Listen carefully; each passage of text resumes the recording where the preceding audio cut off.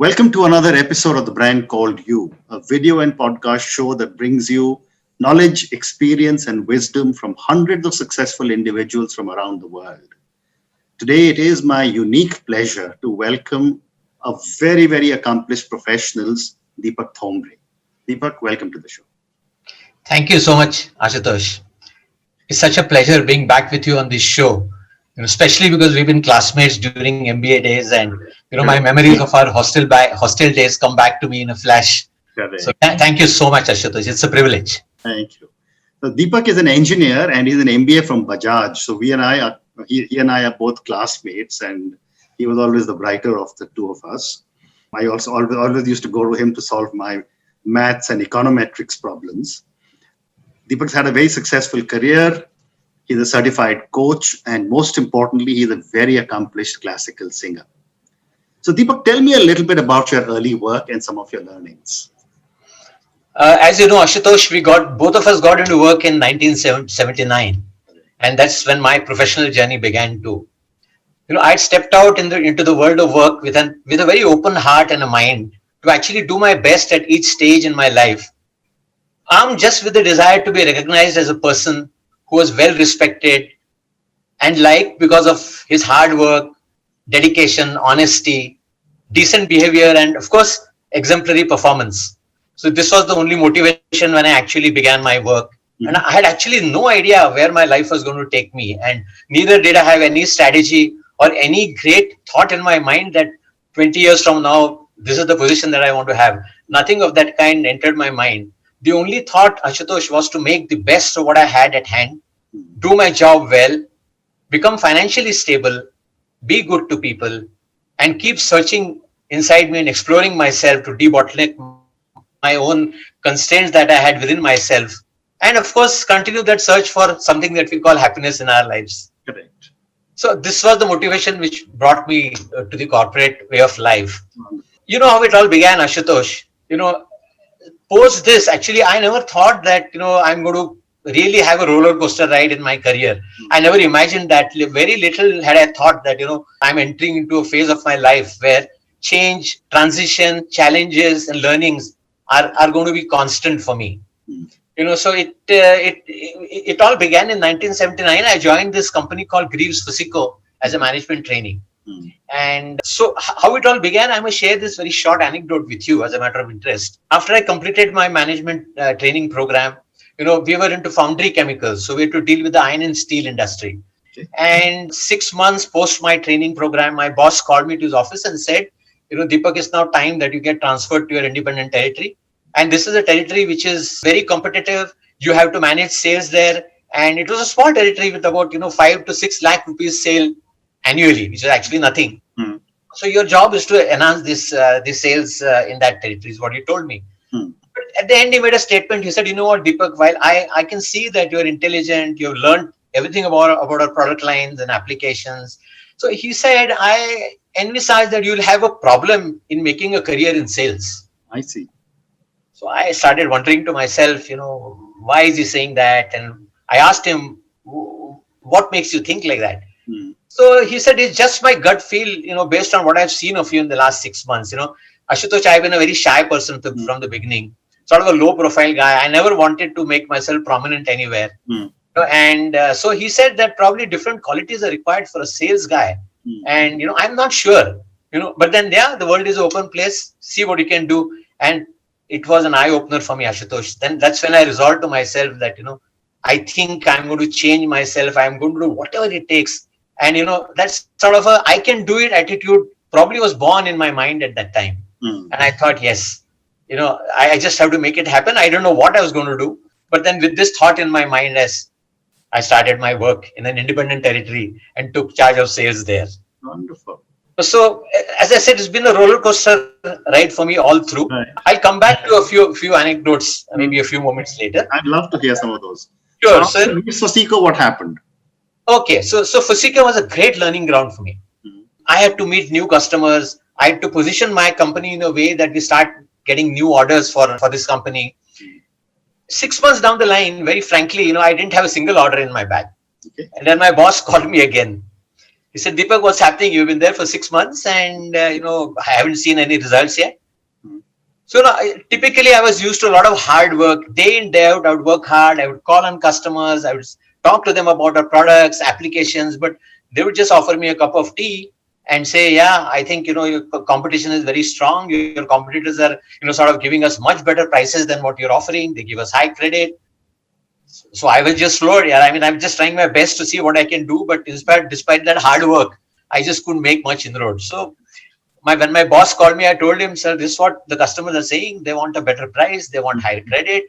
So for a moment, he heard me out and then stopped me in my tracks and said, Deepak, if this company is to sell price and sell credit, we don't need a person like you there. Wow, that was the next amazing statement that woke me up. And he just said, you got to think differently. And that's actually when I learned that I think I have to do something different. I just can't walk down the trodden path and expect that I'm going to get results. But then that really changed my life, Ashutosh.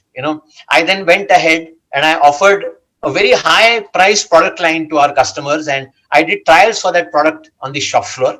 And it gave fantastic results on their castings. It was a foundry. And when they got fantastic finish on their casting, they were just sold onto this product, and that was my first order that I got, Ashutosh. Wonderful.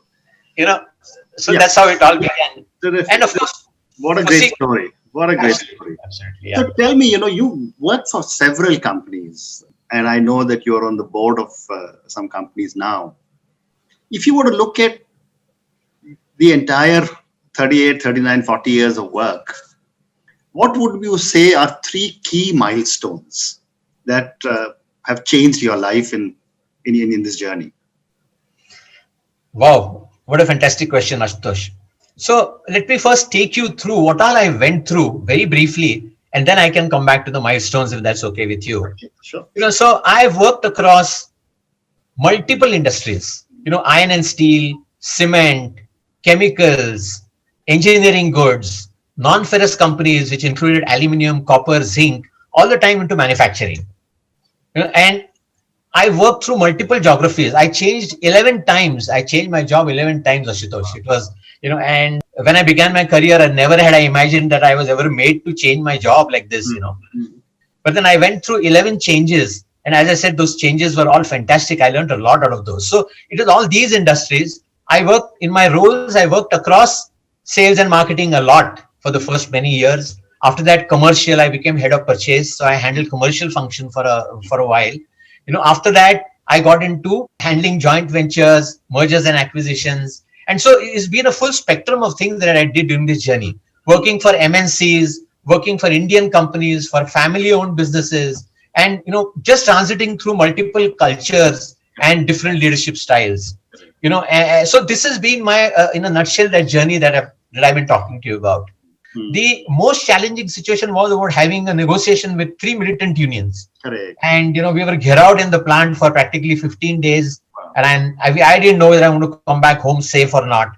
And those 15 days were really, really so challenging, Ashutosh. But we managed at the end, and I came back home safe. So I think turnaround of this company was one of the other milestones. I learned a lot out of this experience. Wonderful, wonderful.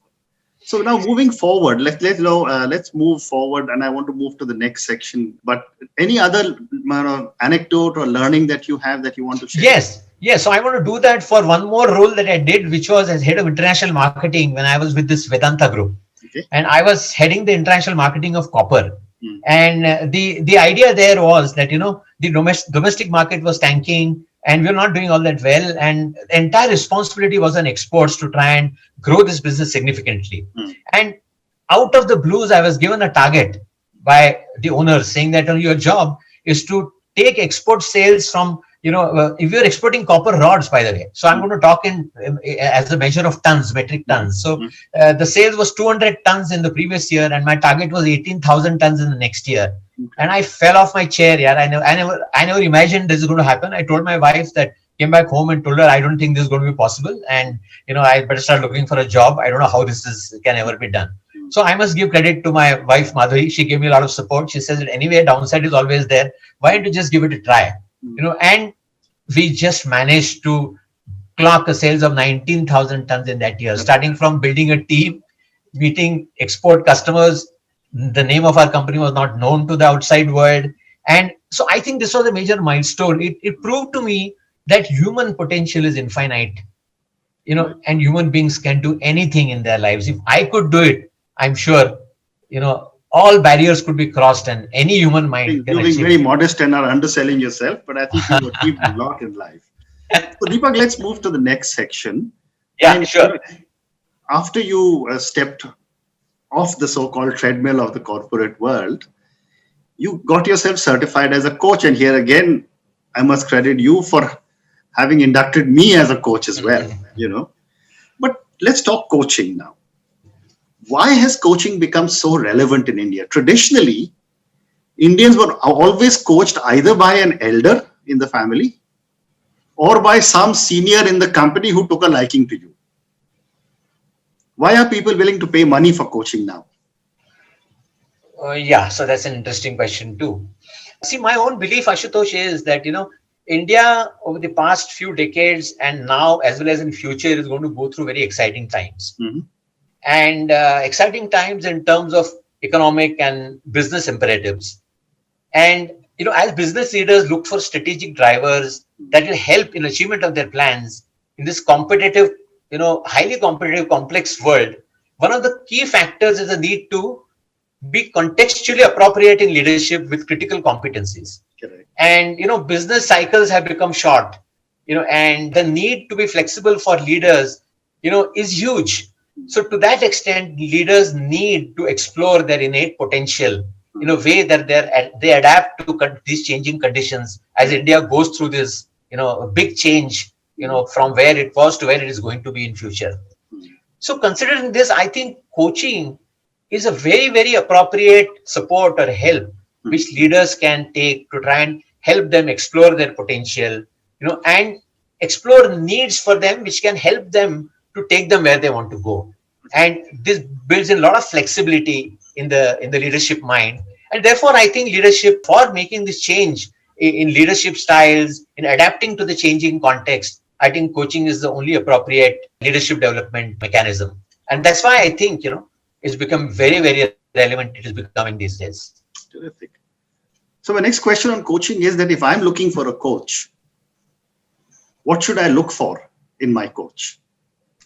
Yeah, so that's very interesting. So, when you look for a coach, you first, of course, explore the credentials that the coach has got in terms of the expansive experience that the coach has had, and the context through which he has worked, because this experience is going to make a big difference, to his engagement with his coachee. That's one. Apart from that, I think you must explore the various skills probably that the coach brings to the table. So when you talk to coaches, one should be able to sense, is he empathetic? Is he a good listener? Does he help you to explore yourself through this conversation that he has, with the coachee? So these are some of the qualities that probably make a good coach. The most important driver of coaching, in my view, is that his ability to form trust, with the coachee. And, it's very interesting, forming trust is actually a driver throughout one's career.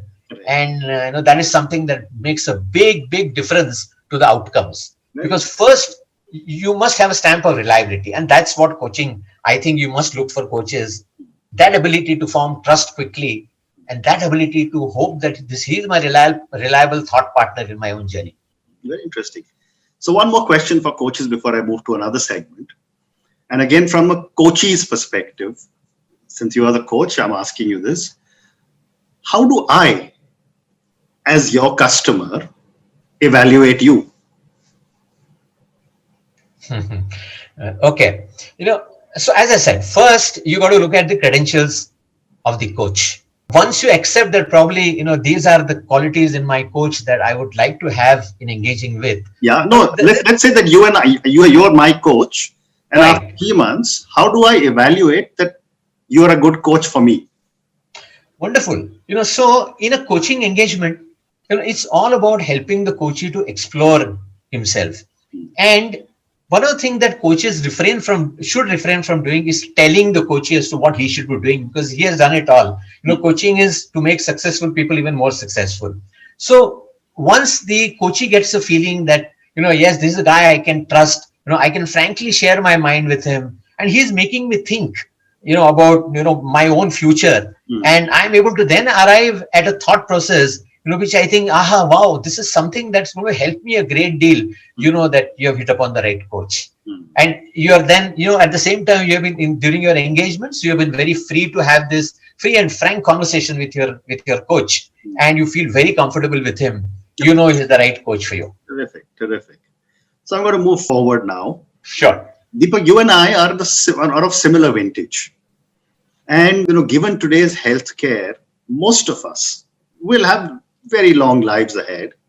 And I've often said that our working life will be almost equal to our life after 60. Sure.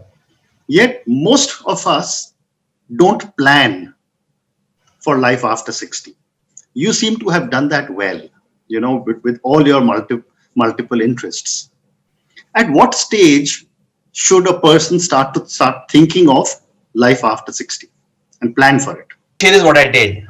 See, sometime in 2009-10, as I was approaching my age of close to 58, 59, I was thinking that I've had enough of this roller coaster ride for myself. Correct. I lived away from my family for 10 years. And I used to travel very frequently, my family used to be in Mumbai, so travel back and forth, Mumbai, Delhi, and I was based out of Delhi. Then I thought I need to do something that I love to do, and I need to plan for it. So let me frankly admit to you, one of the key factors in my life has been actually to build financial stability for myself so that I could then be comfortable in my post-60 life. Correct. So the first thing that I did in 2009-10 was I evaluated and whether my finances are adequate for me to ensure that even if I were not to earn anything, I'd be able to live a comfortable life. Right. On the day on which I discovered this for myself through some work, I thought now is the time for me to look at that change. That was the first point where I really thought through. I also spoke with my wife, and she gave me a lot of advice as always. So that's the day I decided now I'm going to go ahead and plan for my transition. Then I went and met, my assignment before I moved out was with the Dalmia group in Delhi. Correct. And, I worked very closely with the Dalmia family, and Puneet used to be my boss. And, I must thank the family a lot, and especially Puneet for having, helped me through this transition. Okay. Post my discovery that, I could financially sustain myself, I made a plan for myself, as to what is my vision beyond that. One of the things that I discovered was I loved helping people. I love to see them growing. I love to help them in the many challenges that people faced. And then I started thinking to myself, what shall I do? What shall I do? What next for me? The usual thought that comes to our minds. And I must share with you this, that, I become a coach because of the great inputs that I got from some of my colleagues. Okay. So I actually decided on a one-on-one 360-degree, and I invited 10 of my senior leadership team members to have a conversation with me over a cup of chai and some samosas in my Delhi office. Agree. And I had close to 30 hours of interaction with them. And I got a wealth of information about myself. So the three questions that I asked, one was, what do you think I can do best? What are those areas of development for me? And if I were to choose a career beyond this, what could I do best? So all of them told me that coaching is something that you'll be very good at doing. And that time I just didn't know what coaching was. So in 2011, I understood that there is something called coaching. I did some research. I found out Coaching Foundation of India. I had a chat with the founders. And then I decided I'm going to get certified. And I went and told Puneet I want to get this certification. So I had a board approval to work up to the age of 65, but I said, no more of this for me. So Puneet was kind enough, and I saw if he gave me permission to get certified. I got certified. I did reasonably well at the course. Then I became an internal coach for the next 1 year. Finally, in 2014, I told Puneet I just want to move on. And by that time, I had planned everything. We had a nice place to live in Pune and in Mumbai. Children had settled down. And, then we decided let's just disconnect with this world and get connected to another world of our choice. And that's how I moved on beyond 2014. I still continue to be on the board of Dalmia's. But then I must give a lot of credit to Puneet and the Dalmia family for helping me in this transition. But this is how I planned it, Ashutosh. I hope that answers your question. That answers the question. And I've got one more question on your passion, which is your classical music. Sure. I don't have too much time left. Sure. But how important is a hobby or a passion for each one of us? Ashutosh, I think pursuing one's hobby and nurturing them throughout one's life is the most important thing for anyone. Correct. Believe me, it's these hobbies that make your life so much more worth living. Music has been my love, very close to my heart. In fact, I've kept in touch with this hobby since school days, practicing whenever possible. And the best part of this journey has been that it has improved my focus and learning abilities as a listener. Because my guru over the past 50 years were my ears. I finished actual formal learning in my school days. After that, I haven't had any formal exposure to learning in music. So I would advise each youngster that find time to pursue your hobbies. And it will not only make your life a better place to live in, but in many ways also help you in becoming known as a person with characteristics other than just being a good professional. Wonderful. So I've now time for 2, maybe 3 questions for you personally. Sure. My first question is that where do you draw your inspiration from? Who are the people who have had an influence on you? Okay, so I've had the privilege of having many people who contributed to my well-being, Ashutosh. Of course, all of us owe a lot to our parents, both of them. However, I think if I were to give full credit to someone who molded my life and built capability in me, Ashutosh, it was my father. He was an armed forces officer, a very upright officer, and later with the banking industry as a senior executive. My initial grounding in terms of inculcating something like self-discipline, being courteous, well-mannered, learning to take initiative, having the value, of being independent, discovering my talent for music. I think the entire credit goes to him. So he's always been my source of inspiration, and I learned a lot. And these are some of the values that I carried throughout my life. Apart from my father, I must, say that my spouse, my Madhuri, my wife, was a great inspiration for me in my life. I think, she has always been my sounding board throughout this roller coaster journey and beyond. And the sort of, advice that I've received from her, Ashutosh, has really, really given me a very strong foundation in my life. Okay. And I must give that due credit to her. Wonderful. So these are the 2 people that made a difference in my journey, Ashutosh. Terrific. So my last question to you now, and that is that if you were a role model to millions of children who closely followed your life choices, what is the one thing you would change in yourself? So I think, one of the things that I didn't do as much as I ought to have since my childhood days, was taking care of one's physical health. So if I were to, be any role model for children, I would say 1, exercise regularly from your childhood days. Taking care of your body and mind is something, that's a must. My father used to tell me so many times, do some exercise. I didn't do that. I didn't listen to him, but I must admit that past 10 years, I've been doing a little bit of that and keeping myself as fit as I can. So I think doing exercise and developing fundamental values, is something that children must give attention to, because being a good human being, is, I think, is the most important thing in life for any one of us. So there's a nice picture that I saw. The picture was about a young boy, asking his grandfather, where should I make my career? So the grandfather tells him, grandson, I think become a good human being. That's the place to make a career, because there is a lot of space there for you, because you don't have any competition there. So be a good human being. Amazing. Deepak, thank you so much. It's been such a pleasure speaking to you. I wish you lots of success in everything you do. Thank you. Thank you, sir. Thank you so much, Ashutosh. It's indeed my pleasure and privilege that you invited me for this conversation with you. Thank you so much, Ashutosh. Thank you again.